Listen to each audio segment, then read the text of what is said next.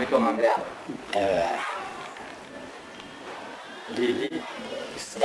Estamos apresentando Lili comendo chicletes.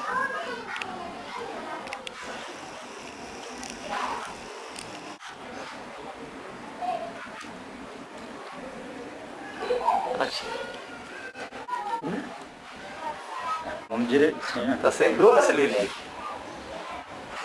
Não engole, viu? Senão faz mal para a saúde.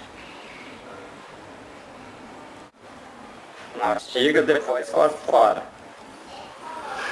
Eu sei que eu vou ter prejuízo para o dentista. O Ministério da Saúde adverte. Mascar chiclete faz mal para gente. Vamos direitinho. Estica ele, Lili. Isso. Dá mais uma puxadinha nele que ele não ficou bom não. Pra dar mais doce. Puxa. E ela gosta de chiclete sem açúcar. Agora tem que conservar os caminhos.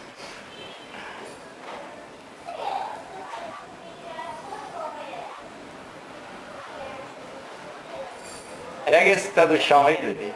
Isso. Traz aqui. Traz aqui. Traz aqui. Dá. Aí. Tem que conservar esses dentes. Eu pego outro aí pra mim. Lili.